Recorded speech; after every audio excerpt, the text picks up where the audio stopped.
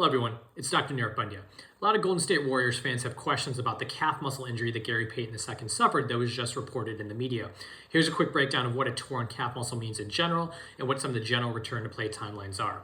Now, just reviewing some of the basic anatomy, there are two main muscles that can be injured when a player does quote unquote pull or strain or tear their calf muscle. That's the gastrocnemius muscle or the soleus muscle. These are muscles that are really important for doing explosive type activities, which is what Gary Payton II is known for.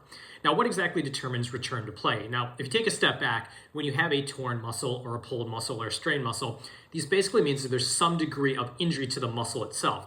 A grade 1 injury would be a microscopic tear, a grade 2 injury would be a partial tear, and a grade 3 injury would be a complete tear.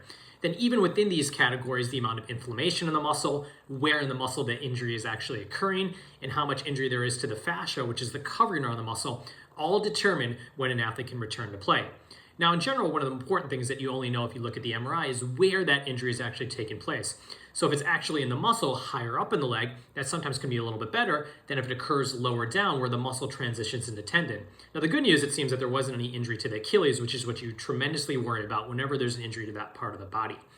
Now, in terms of general return to play criteria, if you look at these injuries globally, a grade 1 injury usually is about 7 to 10 days, a grade 2 injury can be 4 to 6 weeks, and a grade 3 injury can be up to 3 months. Now, the reason why sometimes there can be an indefinite timeline is particularly with grade 2 and grade 3 injuries, there's a lot of steps that need to go through the rehab protocol. A lot of times players are initially off of the leg or wearing a boot, and then as swelling and pain go down, then you gradually begin the process of regaining motion, regaining strength, and then doing more functional activities. But for an explosive player who plays basketball like Gary Payton II, how that calf feels as you're going through the more advanced phases of rehab sometimes make that last little bit of return to play a little bit more gray. For a player who may be quarterback, and Joe Burrow comes to mind, it may be a little bit easier to get an athlete back to play with a grade 2 or grade 3 injury if that's the case, because they're not stressing the calf muscle as much.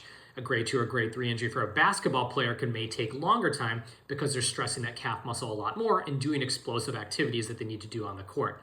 The key thing to remember is that there's a lot of variability in terms of these calf injuries. Number one, what muscles are involved. Number two, the location where that muscle is actually torn. Number three, how bad the tear actually is. Number four, how much inflammation is there. And number five, if there's associated fluid collections or defects in the covering around the muscle. The key thing is that players who suffer this injury typically are not undergoing surgery or typically aren't ending their season based on where they are. Obviously, the exact MRI details and how bad the tear will determine that, but hopefully we'll see Gary Payton back on the court in the near future. Thank you.